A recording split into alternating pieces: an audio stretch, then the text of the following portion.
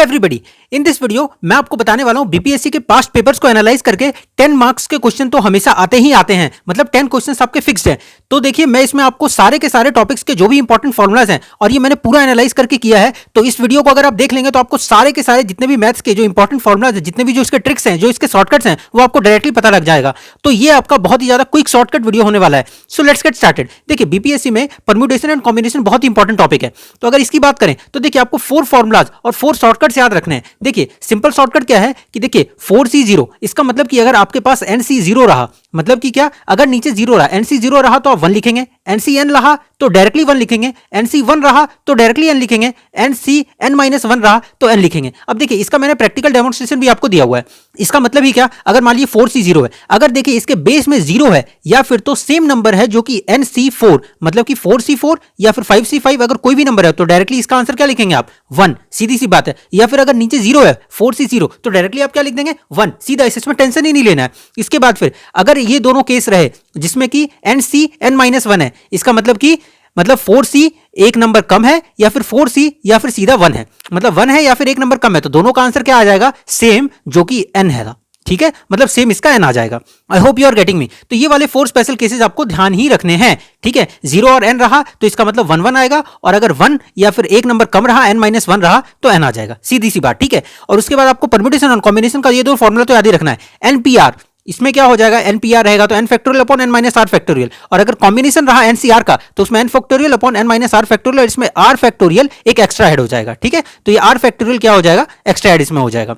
और हमेशा यह ध्यान रखना है कि NCR या फिर NPR में n is greater than always r, n is greater than equals to r रहेगा। जैसे कि इसमें हम लोगों ने देखा ना, ये 4 है, ये 3 है, मतलब एक नंबर कम है। ठीक है, तो ये चलेगा। इसका मतलब इसमें 4 है, इसमें भी 4 है, तो ये भी चलेगा। लेकिन कभी भी 2C4, 3C4, n कभी भी छोटा नहीं हो सकता। n क्या हो सकता है, छोटा नहीं हो सकता है। इसके बाद देखिए परम्यूटेशन आपको तब लगाना है, सिंपल वे में परम्यूटेशन तब लगाना है जिस समय कि आपका सीक्वेंस मैटर करता हो। ठीक है, जैसे कि अगर मैंने कहा कि बेटा लाइन में अगर खड़े हो जाओ, छोटे बच्चे से लेके बड़े लाइन में ही खड़े होंगे, सबसे पहले छोटा बच्चा खड़ा होगा फिर बड़े में, बड़ा वाला पहले तो खड़ा नहीं हो सकता, तो क्या होगा, इसमें सीक्वेंस मैटर कर रहा है ना, तो सबसे पहले आपको क्या लगाना है, परम्यूटेशन।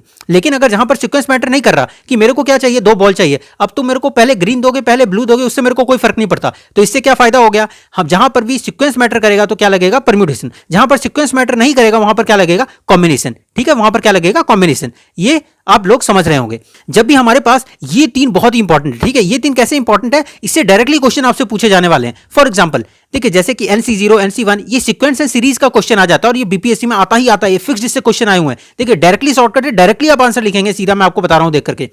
देखिए सबसे पहले NC0 से अगर स्टार्ट हुआ, जो भी सीरीज है ना, अगर NC0 से स्टार्ट हुई कि NC0, NC0, NC1, NC2 और ऐसे करके NCN पूरा लास्ट तक चलता जा रहा है, तो आपका डायरेक्टली सीधा आंख बंद करके आंसर क्या होगा, 2n। क्या होगा आंसर, 2n। ठीक है, आपको बस ये ध्यान देना है कि ये सीरीज NC0 से स्टार्ट हो रही रहनी चाहिए। नेक्स्ट, अगर वो मान लो ये सीरीज NC1 से स्टार्ट है, मतलब 0 से स्टार्ट नहीं है, तो जो आपका आंसर है, तो उसके बाद NC1 2 3 4 कितना भी चलता रहा NCN तक, तो देखिए इसका आंसर आपका हो जाएगा 2n-1। 2n तो पहले वाला हो गया, और 2n इसमें -1 कर देना है, क्योंकि देखिए इसमें क्या हो गया, ये जो 0 वाला टर्म है ना, NC0 ये हट गया, और NC0 की वैल्यू हम लोगों ने ऊपर पढ़ी है। देखिए NC0 स्टार्टिंग में हम लोगों ने क्या पढ़ा था कि अगर नीचे 0 रहा तो आपको डायरेक्टली 1 लिखना है, सिंपल। तो यही वाला जो 1 था ना, यही 1 डायरेक्टली राइट हैंड साइड में आकर के क्या हो गया, माइनस हो गया।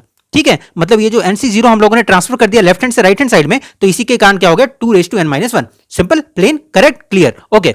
अगर मान लीजिए NC2 से स्टार्ट रहा, तो अब देखो सीधी सी बात है, क्योंकि यहां पर NC0 राइट हैंड साइड में चला गया था, तो यहां पर NC0 और NC1 ये दोनों के दोनों राइट हैंड साइड में चले जाएंगे। अब दोनों के दोनों राइट हैंड चले जाएंगे तो इसमें मतलब कि क्या, जो NC0 की वैल्यू 1 थी, तो ये वाला पूरा पार्ट तो ये वाला सेम रहेगा पिछले वाले की तरह, और इसमें -n हो जाएगा। ये 3 केसेस आपके अच्छी तरीके से आपको समझ में आ गए होंगे कि एक में 0 इस तरफ गया तो 2n-1, और इसमें 1 और 0 आगे गया, मतलब इस तरह में आ गया तो 2n-1 -n। ये सीधी सी बात है। ठीक है, लास्ट वाले में आपको देखना है, अगर आपके पास NCX = NCY रहा तो आपको डायरेक्टली क्या करना है, n = x + y होगा। ठीक है, ऊपर मतलब NCX = NCY रहा तो मतलब क्या करना है, जो ऊपर वाली पावर है, जो बड़ी पावर, इसकी किसके बराबर हो जाएगी, नीचे के दोनों x + y के बराबर हो जाएगी। और अगर मान लीजिए दोनों ही सेम केस है तो हमेशा x और y हमेशा सेम रहेंगे, x और y क्या रहेंगे, हमेशा सेम रहेंगे। अगर इसका एक प्रैक्टिकल एग्जांपल लें तो अगर मान लीजिए 2nC3 है और फिर रेशियो NC2 है और 44:3 दिया हुआ है, तो n की वैल्यू फाइंड करनी है। देखिए हम लोग इस मेथड से भी सॉल्व कर सकते हैं, पर ये थोड़ा लंबा पड़ेगा। तो आप डायरेक्टली क्या करेगा, जो भी आपके पास 4 ऑप्शन रहेंगे ना, उन 4 ऑप्शन में इसकी वैल्यू रहेगी कि n की वैल्यू 3 है, n की वैल्यू 2 है, n की वैल्यू 1 है,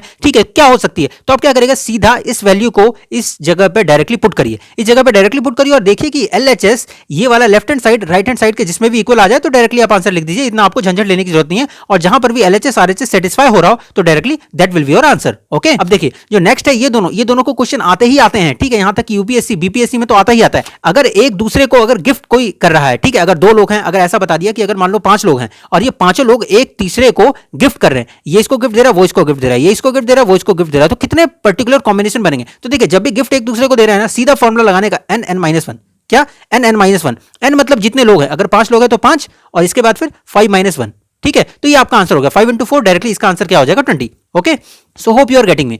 इसके बाद अगर देखिए ये पांचों एक दूसरे को गिफ्ट दे रहे थे, तो ये चल रहा था, पांचों क्या करें, अगर एक दूसरे से हैंडशेक करें, ठीक है, तो ये इससे हैंडशेक करे या फिर ये इससे हैंडशेक करे, बात बराबर ही तो है, दोनों का एक ही हाथ यूज होगा ना, ठीक है, तो ये इससे हैंडशेक करे या फिर ये हैंडशेक करे, ठीक है, तो फिर हैंडशेकिंग में क्या फॉर्मुला लगेगा, n(n-1) तो ऊपर वाला, लेकिन 2 से आपको डिवाइड दे देना, बस आपको याद रखना है, तो आपको कंफ्यूज नहीं होना है, सीधा आपको लगाना है n मतलब कितने लोग हैं, कितने लोग हैं, अगेन 5 कितना हो जाएगा, 5 into 4/2, तो 20/2, ये इसका आंसर क्या हो जाएगा 10। ठीक है, ये सिंपल है, डायरेक्टली आपको फॉर्मुला लगाना है, डायरेक्टली आपका आंसर हो जाएगा 1 सेकंड में आपका आंसर निकल जाएगा, मतलब with in couple of seconds आप जिसको करने में आपको लॉन्ग कैलकुलेशन पड़ता है वो सीधा सॉल्व हो जाएगा। ठीक है, तो देखिए हैंड शेकिंग सिंपल याद रखना है इसका तरीका, गिफ्ट एक दूसरे को देंगे तो एक दूसरे को गिफ्ट दे सकते हैं n(n-1), लेकिन हैंड शेकिंग में आप ये याद रखिए कि 2 हैंड है ना, तो इसको डिवाइडेड बाय 2 कर देना है, सिंपल याद करने का तरीका डायरेक्टली, एंड इसमें क्या है, number of persons. Hope you are getting my point. Okay, देखो सबमिशन है, डरना नहीं है, सीधी सी बात है। देखो जो सबमिशन है इसका मतलब कि पूरा का पूरा सम है, x = 0 से लेकर के x रेज़ टू पूरा का पूरा n तक। ठीक है, इसका मतलब कि ये चीज कहां से स्टार्ट हो रही है, 0 से स्टार्ट हो रही है, कहां तक जाएगी, n तक,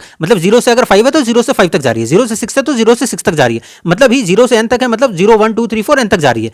और ये x = 1 से लेकर के n तक है, इसका मतलब 1 से लेकर के पूरा n तक जा रही है। ये दोनों ही केस में इसका फॉर्मूला क्या रहेगा, सम = n+1/2, n+1/2, बस आपको ये याद रखना है, इसका वैल्यू, इसका सम क्या होगा, n+1/2। ठीक है, अब देखिए इसके जो प्रैक्टिकल क्वेश्चन आपके पास आएंगे बीपीएससी में, ये पूरे के पूरे past year previous year question paper BPSC में आए हुए हैं। अगर आपके पास ऐसा रहा सबमिशन ऑफ n = 1 से लेकर के मैक्सिमम वैल्यू 15 तक जाएगी, और ये है n+1/3। ठीक है, तो इसमें क्या करेंगे, देखिए n की जगह हम लोग डायरेक्टली क्या पुट कर देंगे, अभी हम लोगों ने पढ़ा 0 से लेकर के या फिर 1 से लेकर के कोई भी नंबर रहा तो हम लोग क्या करेंगे, n+1/2, इतना हो गया। ठीक है, इसके बाद जो ये एक्स्ट्रा पार्ट है 1/3, यहां पर हम लोगों ने क्या किया, 1/3 मल्टीप्लाई बाय जो इसकी मैक्सिमम वैल्यू है, मतलब कि क्या, नंबर ऑफ टाइम्स, मतलब ये जो ऊपर वाला वैल्यू कौन सा है 15 है ना, तो हम लोगों ने क्या कर दिया, मल्टीप्लाई बाय इसको 15 से कर दिया। इतना समझ में आ गया। फर्स्ट वैल्यू n की जगह हम लोगों ने क्या कर दिया, n+1/2 और 1/3 मल्टीप्लाई बाय ये हम लोगों ने क्या कर दिया, जो उसकी अपर वैल्यू थी, और डायरेक्टली इसका आंसर आ गया। सेम इसी केस में n = 1 से लेकर 15 तक है और 2n+1/2 है, तो इसमें देखो 2 तो बाहर निकाल देंगे, तो ये वाला 2 बाहर निकाल दिया। अब n की जगह क्या करेंगे, n+1/2 मतलब 15 और n+1 मतलब 16/2, और फिर यहां पर क्या कर दिया, जो एक्स्ट्रा वाला पार्ट था 1/2 मल्टीप्लाई बाय ये वाली जो एक्स्ट्रा वैल्यू है वो कौन सी है, ये अपर वाली वैल्यू है। ठीक है, और इसका फिर सीधा हम लोगों ने इसका आंसर निकाल दिया। अब देखिए लास्ट वाला केस, इसमें क्या, इसमें ध्यान देने वाली बात है, यहां पर n = 1 से नहीं, n = 0 से स्टार्ट है। जब 0 से स्टार्ट होना तो एक एक्स्ट्रा काम करना है, क्या, जैसे कि 0 मतलब क्या, सीधा बाबा जी का टुल्लू, तो इसका ये जो एक्स्ट्रा वाला टुल्लू पार्ट है ना 1/2, इसको सीधा बाहर निकाल दो 1/2, और बाकी सेम प्रोसीजर सेम, जैसे कि ये वाला 2 है, ये वाला 2 है, n की जगह क्या लिखोगे, n+1/2 मतलब 10+1 मतलब 11/2 और मल्टीप्लाई बाय ये जो 1/2 मतलब ये एक्स्ट्रा वाला पार्ट ये वहां पर आ गया, और मल्टीप्लाई बाय ये जो 10 कहां से आया, ये ऊपर वाला पार्ट आ गया। ठीक है, hope you are getting my point. तो इस तरीके से मैंने इसको अच्छी तरीके से एक्सप्लेन कर दिया है कि जब भी n = 0 रहे तो एक एक्स्ट्रा वाला काम क्या करना है आपको, ये वाला क्या करना है, जो एक्स्ट्रा वाला टुल्लू वाला पार्ट है 1/2 ये एक्स्ट्रा यहां पर लिख देना है, सीधी सी बात है। और इसका ये अगर आपको रीजनिंग में जाना चाहते हो तो ऐसा क्यों हो गया, क्योंकि जब भी इसकी पूरी कैलकुलेशन करेंगे तो स्टार्टिंग में क्या होगा, क्योंकि 0 से स्टार्ट है तो 2 × 0 प्लस ये हाफ एक्स्ट्रा वाला पार्ट आ जाएगा, इसलिए इसको हाफ एक्स्ट्रा ऐड कर देते हैं। So don't get into this confusion, directly जैसा मैंने आपको बताया वैसा आप करिए, डायरेक्टली आंसर आएगा। देखिए जो टाइम एंड वर्क का क्वेश्चन आता है, देखिए इसमें क्या है, ये एक्चुअली सिंबल है एफिशिएंसी का, तो अगर आपके पास एफिशिएंसी है ना, ए और बी की एफिशिएंसी दी है 1:2, तो आपको डायरेक्टली अगर बोला कि टाइम निकालो तो टाइम क्या हो जाएगा, सीधा 2:1, मतलब सीधा इसका क्या कर देना, अपोजिट कर देना। ठीक है, 1:2 है तो 2:1 हो जाएगा। हाँ, और वाइस वर्सा, अगर टाइम 2:1 दिया हुआ है तो अगर इसकी एफिशिएंसी पूछी हुई है तो क्या करना है, 1:2, उल्टा, ये 3:4 है तो ये 4:3, सिंपल सी बात है। ठीक है, अब देखिए अब इसमें क्या हो गया है कि अगर देखिए डायरेक्टली आपको क्या करना है कि अगर शॉर्टकट लगाना है तो a × b/a+b, ये वाला फॉर्मुला आपको यूज करना ही है। देखिए अगर सिंपल तरीके से पूछ लिया कि ए ने कोई काम 20 दिन में कंप्लीट किया, बी ने किसी काम को 30 दिन में कंप्लीट किया, 30 डेज में, तो आपको दोनों मिलकर काम करेंगे तो कितने दिन में करेंगे, तो देखो डायरेक्टली दूसरा भी फॉर्मुला है, पर डायरेक्टली देखो ये वाले फॉर्मुले से डायरेक्टली आप कर सकते हो शॉर्टकट को छोड़ करके, मतलब a × b/a+b, a × b मतलब a × b/a+b मतलब 20 × 30/20 + 30, सीधा इसका आंसर निकलेगा। ठीक है, अगर मान लो 45 मैन है, 45 मैन हैं, ठीक है, वो किसी काम को 20 दिन में करते हैं, ठीक है, और वही सेम काम को 60 जो अगर बच्चे हैं 60 बॉयज हैं तो 60 बॉयज 20 दिन में करते हैं, ठीक है। तो जो काम को 45 मैन 20 दिन में कर रहे हैं वही काम को 60 बॉयज 20 दिन में करते हैं सेम वर्क को। तो अगर बताओ कि 15 मैन और 20 बॉयज रहे तो वो कितने दिन में कंप्लीट करेंगे। तो सीधी सी बात है, देखो इसमें क्या रहेगा, ये आपके पास एक स्टेटमेंट दी होगी, सीधा आपको इज इक्वल टू लिखना है क्योंकि सेम वर्क है, क्योंकि इसी काम को ये भी 20 दिन में कर रहा है, ये भी 20 दिन में कर रहा है, पर इसमें 45 मैन ही 20 दिन में कर रहे हैं, इसमें 60 लड़कों को जरूरत पड़ रही है सेम काम को करने में। तो देखिए आपको क्या करना है, जो ये पूछा है ना कि ये इतने लोग कितने दिन में काम कंप्लीट करेंगे, तो आपको क्या करना है, ये 15 मैन इसको इस टाइप से बनाना है। देखिए 45 को आप क्या कर सकते हैं, 15 3 जा 45, तो 15 मैन को बाहर निकालिए क्योंकि यहाँ पर 15 मैन की रिक्वायरमेंट है, ठीक है, और 3 × 20 जो इसके अंदर बच गया। अब देखिए 20 बॉयज की जरूरत है, तो 60 को कैसे तोड़ सकते हैं, 20 3 जा 60, तो देखिए 20 यहाँ पर बाहर निकाल दिया हम लोगों ने क्योंकि हमको 20 की जरूरत थी, ये वाली 20 की जरूरत थी, और फिर 3 × 20 जो अंदर चला गया। अब सीधी सी बात है, अब इसको डायरेक्टली करेंगे तो 15 मैन × 60 डेज, 20 बॉयज × 60 डेज। अब देखिए दोनों को कितने दिन लगने वाले हैं, 60 डेज। अब इससे क्या पता लग गया कि अगर 15 मैन 20 बॉयज काम करेंगे तो कितना करेंगे, 60/2 में करेंगे, मतलब कि क्या 30 डेज में इनका काम कंप्लीट हो जाएगा। और अगर इस टाइप से आता है कि ए और बी दोनों मिलकर 8 दिन में काम खत्म कर रहे हैं और बी और सी मिलकर के 12 दिन में काम खत्म कर रहे हैं, और ए प्लस बी प्लस सी अगर तीनों मिलकर काम करते हैं तो सी 6 डेज में खत्म कर रहे हैं, ठीक है। तो ऐसे केस में अगर आपको निकालना है तो सीधी सी बात है, देखिए इन दोनों इक्वेशन को सबसे पहले माइनस कर दिया और उसके बाद फिर इन दोनों इक्वेशन को माइनस कर दीजिए। जब आप इन दोनों इक्वेशन को माइनस करेंगे तो आपको क्या मिलेगा, बी और सी कट हो जाएगा, आपको ए मिल जाएगा, ठीक है। और जिस समय अगर आप इसको और इसको लास्ट वाले को करेंगे तो क्या हो जाएगा, इसमें ए और बी कैंसिल हो जाएगा और फिर आपको ए और बी कैंसिल हो जाएगा और आपको क्या मिल जाएगा, सी। तो ए और सी की वैल्यू डायरेक्टली आपको सीधा गेन हो जाएगी। सबसे पहले हम लोगों ने फर्स्ट माइनस सेकंड किया, मतलब इस फर्स्ट इक्वेशन को माइनस सेकंड से किया, तो देखिए बी और सी कैंसिल हो गया, हमारे पास क्या आंसर बचा, सीधी बात। अगर हम लोगों ने फिर इसका 6 और 12 है तो 6 12 का एलसीएम क्या हो जाएगा 12, और फिर 6 2 जा 12 और 12 1 जा 12, ठीक है। और उसके बाद फिर जो माइनस का साइन है वो आपको साथ में लेकर के चलना है, अगर नहीं है तो फिर कोई प्रॉब्लम की बात नहीं है। और फिर हम लोगों ने क्या कर दिया, जो इसका नेट वर्क निकला वो कितना 1 निकला, तो 12 डिवाइडेड बाय 1 इसका 12 निकल गया, ठीक है। अब हम लोग सेम काम क्या करेंगे, इसमें और इसको इक्वेशन को माइनस करेंगे, ठीक है। तो इसमें क्या हो गया, इसमें भी सेम तरीके से फॉलो होगा, और ये वाला पार्ट हो गया, इसमें क्या हो गया, सी बच गया, और डायरेक्टली हम लोगों ने इसके एलसीएम निकाला 8 6 का 24 और फिर फाइनल निकाला, उसको डिवाइड किया, तो ये इसका आंसर हो गया। और फिर जैसे ही हमारे पास ए और सी की वैल्यू हो गई, ए और सी की वैल्यू हो गई, अब हम दोनों ने इन दोनों को फाइनल कर दिया, और इसका फाइनली हमारा काम क्या हो गया कि ए और सी मिलजुल करके क्या काम करेंगे, ए का 12 आंसर निकला, 12 का आंसर निकला और दूसरे का 24 आंसर निकला, दोनों को हम लोगों ने कर दिया 24, और इसके बाद फिर ये दोनों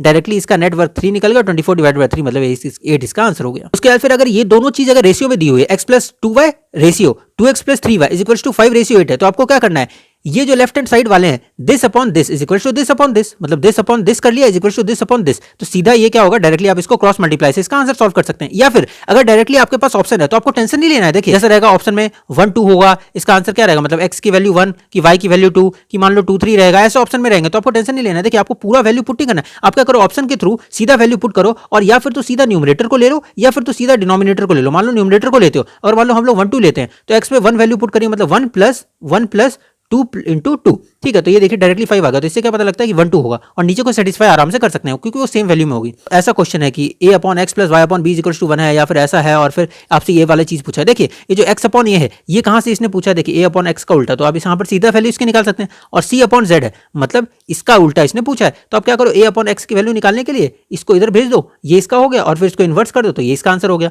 और फिर इसी में क्या करना है, आपको क्या चाहिए, c/z की वैल्यू चाहिए, तो इसको b/y को उस तरफ भेज दो, और फिर फाइनली अपॉन c/z की वैल्यू निकल गई, और फिर सीधा इसमें वैल्यू पुट कर दो, आपको डायरेक्टली इसका आंसर क्या होता है, ठीक है। अगर आपके पास डायरेक्टली कोई इक्वेशन आता है और ये निकाला जाता है कि इस इक्वेशन की मैक्सिमम वैल्यू क्या होगी, ऐसा अगर पूछा जाता है, तो देखिए अगर किसी चीज की मैक्सिमम वैल्यू निकालनी है, अगर मान लो मेरे पास x - y इसकी मैक्सिमम वैल्यू निकालनी है, इसका मतलब क्या कि ये वाला नंबर है, इसमें से मैं सबसे एकदम कम वाले को माइनस करूंगा तो ये वैल्यू उतनी बड़ी बन जाएगी, ठीक है। दो तरीके हैं, अगर ये दोनों लाइन को अगर मेरे को एक को बड़ा करना है तो इसको बड़ा कर दूं, या फिर तो इसको फिर छोटा कर दूं, ठीक है, दोनों चीजें हैं।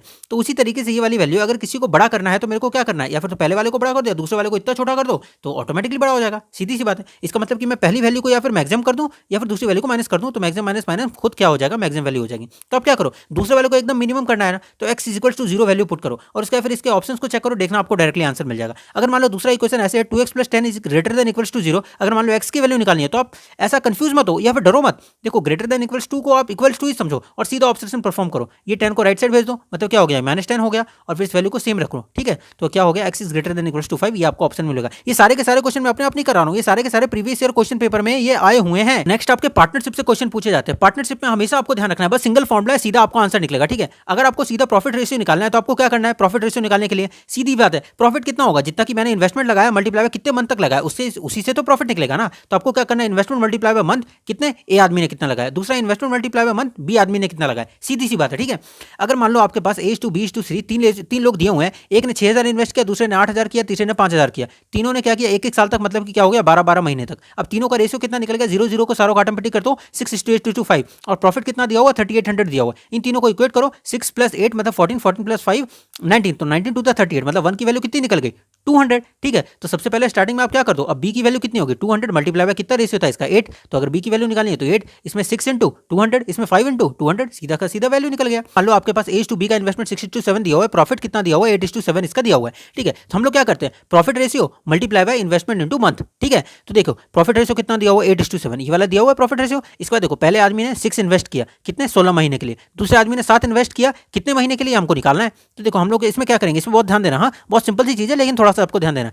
आपको क्या करना है, अब इसका एक्स की वैल्यू निकालनी है ना, तो क्या करना है आपको, देखो प्रॉफिट इसका कितना हुआ है 8:7, मतलब इन्वेस्टमेंट में कुछ एक्स्ट्रा जुड़ा तो प्रॉफिट हो गया, ठीक है। अगर 6 रुपए के समान है तो आपको 8 प्रॉफिट हुआ, मतलब 6 में 2 एक्स्ट्रा प्रॉफिट हो गया, बस इतना ही कहने का मतलब है ना। तो देखो प्रॉफिट 8:7 है, इसका मतलब कि क्या, आपको क्या करना है, इसको 8:7 के फॉर्मूले, जैसे 7 × x है ना, तो ये देखो ये 7 है, 7 में कुछ तो महीने लगाए होंगे तो उसको प्रॉफिट हुआ होगा। और इसमें क्या करना है 6 × 18 में 6 × 16 में आपको क्या करना है, इसको इस तरीके से तोड़ना है जिससे कि ये 6 × 2 12 हो जाए, और देखो ये 8 इसके बराबर हो जाए, ठीक है, 8 बराबर इसके हो जाए। इसका मतलब अब ये जितने महीने के लिए करेगा ये सेम टू उसका हो जाएगा, तो 6 × 2 कितना हो जाएगा 12 हो गया, और ये x की वैल्यू मतलब कि क्या होगी 12, क्योंकि 8 इसके बराबर हो गया, 7 इसके बराबर हो गया, तो इसका मतलब जो बच गया वो x के बराबर हो गया, तो x की वैल्यू कितनी आ गई 12 मंथ। समझ में गया, सिंपल तरीका है, ठीक है। नेक्स्ट आता है वेन डायग्राम का क्वेश्चन। वेन डायग्राम का क्वेश्चन आपको देखने को मिलेगा, कंसेप्ट सिंपल है 11th-12th क्लास का, लेकिन आप एक बार समझ लेंगे तो आपको डायरेक्टली आंसर आएगा। देखिए कोई भी हो, नॉर्मली सारे के सारे में ऑलमोस्ट 60% क्वेश्चन आपके 80% क्वेश्चन इसी से सॉल्व हो जाते हैं। N A union B is equals to n A plus n B minus A interception B. अगर नहीं भी आया तो टेंशन नहीं लेने का, ठीक है।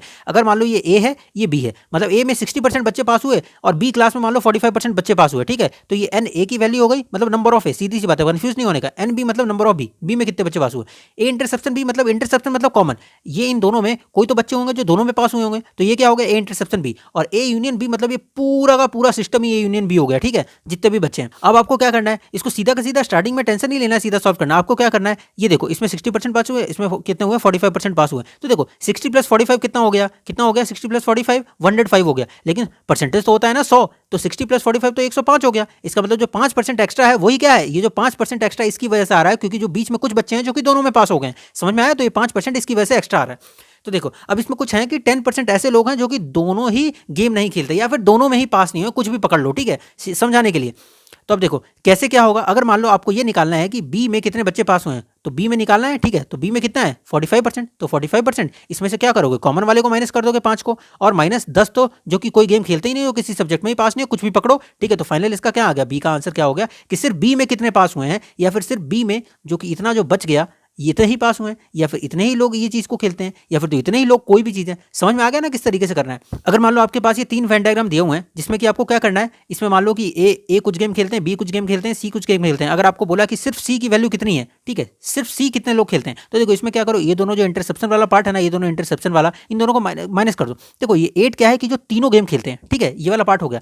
तो अब देखो क्या करो कि ये दोनों का जो इंटरसेप्शन पार्ट है इसमें क्या है, ये भी मिक्स है, तो इसमें 12 - 8 कर दो, ये 4 हो गया। ये पूरा 15 है ना, इसमें 8 मिक्स है, तो 15 - 8 कर दो 7 हो गया, और जो बीच वाला 8 है तो वो तो है ही। तो सी की वैल्यू निकालनी है तो क्या करेंगे, ये बोला पूरा 29 माइनस ये 4 इसका इंटरसेप्शन, ये 7 ये इसका इंटरसेप्शन, और ये जो 8 है ये तीनों का पार्ट है। इस तरीके से हम लोगों ने इसका आंसर निकाल लिया। देखो अगर किसी क्वेश्चन में सीधा एवरेज वेलोसिटी पूछा है, सीधा एक फॉर्मूला लगाने का है, 2v1 v2 upon v1 plus v2। v1 क्या है पहले की वेलोसिटी, v2 क्या है दूसरे की वेलोसिटी। जिस समय x1 is equals to x2 रहा, ठीक है, तो आपको क्या करना है 2v1 v2 upon v1 plus v2। और अगर मान लो सीधा का सीधा अगर आपके पास x1 और x2 नहीं इक्वल है, ठीक है, तो आपको क्या करना है, मतलब total distance upon total time, total distance upon total time, ये दोनों डायरेक्टली आपका आंसर हो गया एवरेज वेलोसिटी का। एसआई और सीआई पढ़ने से पहले देखिए, अगर आपके पास x1 x2 के इक्वल है और v1 और v2 का रेशियो a/b है, तो क्या हो जाएगा, अगर मान लो वेलोसिटी का रेशियो a/b है ना, तो टाइम का रेशियो b/a हो जाएगा, सीधा उसको अपोजिट कर देना है बस, ठीक है। अगर मान लो अब हम लोग देखते हैं सिंपल इंटरेस्ट, तो देखो सिंपल इंटरेस्ट में मान लो, सिंपल इंटरेस्ट में क्या है, बहुत ही सिंपल है, ठीक है। सबसे पहले सिंपल इंटरेस्ट, अगर मान लो आपने 100 रुपए लगाए,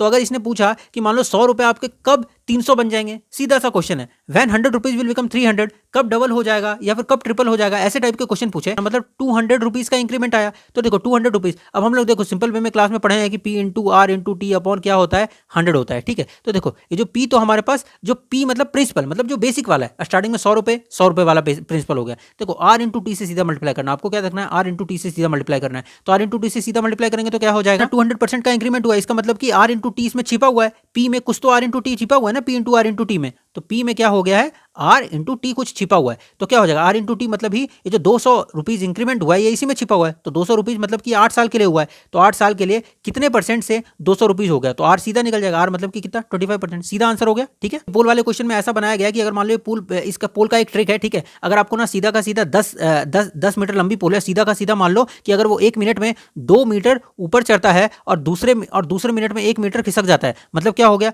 एक बार में 2 मीटर ऊपर चढ़ा, दूसरे में 1 मीटर खिसक गया, मतलब कि पूरा नेट इसका क्या आ गया कि पूरा का पूरा 2 मिनट में क्या हो गया 1 ही मीटर चढ़ पाया। तो 2 मिनट में मान लो 1 मीटर चढ़ा है, तो ठीक है आपको क्या करना है इसको पूरा 10 मीटर चढ़ाना है। तो ठीक है आपको लास्ट में क्या करना है कि लास्ट में क्या करो, देखो लास्ट वाला में छलांग में फिसलेगा नहीं, क्योंकि सीधा का सीधा 2 में तो ये ऊपर ही पहुंच जाएगा, एकदम लास्ट में पहुंच जाएगा, ठीक है। तो लास्ट वाला एक हटा दो, मतलब कि ये लास्ट वाली छलांग में तो सीधा ऊपर पहुंच जाएगा, मतलब एक कम कर दो, 2 मतलब 2 मीटर माइनस कर दो, मतलब कितना हो गया 8 मीटर इसको चढ़ना है। तो इसको क्या करना है, देखो 2 मिनट में 1 मीटर चल रहा है, तो 8 मीटर कितने में चलेगा, मतलब 1 मल्टीप्लाई बाय 8, तो 2 मल्टीप्लाई बाय 8 कितना होगा 16 में चलेगा, क्योंकि 17 में तो ये सीधा का सीधा ऊपर ही पहुंच जाएगा, ऊपर पहुंच जाएगा, मतलब फाइनली लास्ट वाले में क्योंकि फिसलने का इसका मौका नहीं रहेगा, तो ये क्या हो जाएगा 17 वाला इसका आंसर हो जाएगा। तो कुछ लोग डायरेक्टली क्या कर देते हैं इसका 8 में कर देते हैं, मतलब कि सीधा इसको डायरेक्टली मल्टीप्लाई कर देते हैं 10 के लिए, तो इसका आंसर गलत निकल जाता है, तो -1 इसका आंसर होता है, ठीक है। देखिए अब सीधा अगर अमाउंट पूछा रहा तो अमाउंट P प्लस ऐसा ही होता है, ठीक है, इसमें टेंशन नहीं लेना है। अमाउंट मतलब ही क्या, प्रिंसिपल में कुछ तो इंटरेस्ट जोड़ा तभी तो मिला ना, सिंपल वे में समझना है। मैंने तुमको 5 रुपए दिए, ठीक है, तो क्या करना है ये प्रिंसिपल हो गया, ठीक है।